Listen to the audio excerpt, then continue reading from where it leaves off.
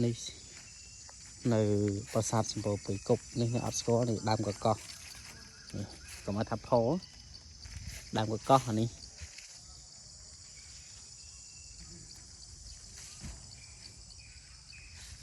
សម្បូរដើមកកោះអានេះគេហៅថាដើមបង្កើអត់សូវស្គាល់ដែរដើមបង្កើតំណែងឃើញនេះបង្កើដាក់អញ្ចឹងហើយ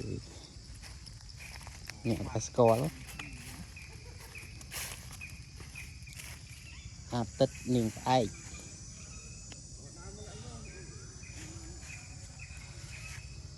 ដែលស្គាល់ទេបងប្អូនអាទិត្យនាងផ្អែកដើមប្លែកខ្ញុំមិនដែលស្គាល់ទេលើកទី1សណ្ដាដើមសណ្ដានេះ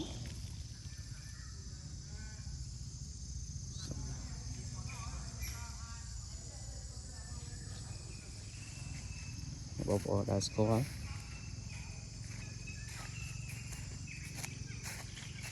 នេះព្រៃឈើធំច្រើននៅសម្រាប់ផ្សារស្ពរព្រៃគុកនេះគេហៅមានព្រៃបងប្អូនមានព្រៃនេះ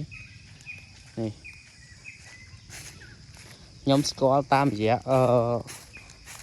គេដាក់ផ្លាកនៅនេះដែរទេដើម្បីសូនដែរមានព្រៃនេះក្រឡាញ់នៅទឹកដីខេត្តកំពង់ធំនៅប្រាសាទសម្បូរព្រៃគុកយើងដើមឈើធំច្រើននៅនេះការអភិរក្សនៅបានល្អនេះ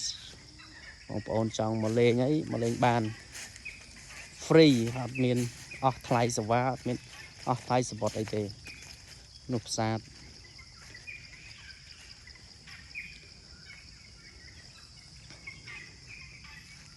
ហើយ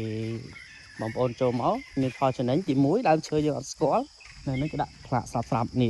ដើមសេបមន់នេះល្បីតែឈ្មោះដើមសេបមន់ឥឡូវឃើញហើយចាក់ស្ដែងនេះដើមសេបមន់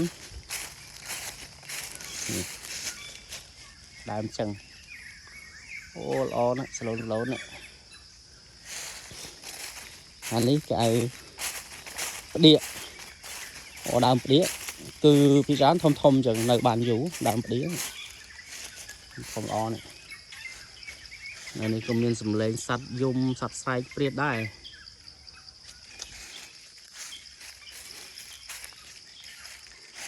ទេសភាពស្អាត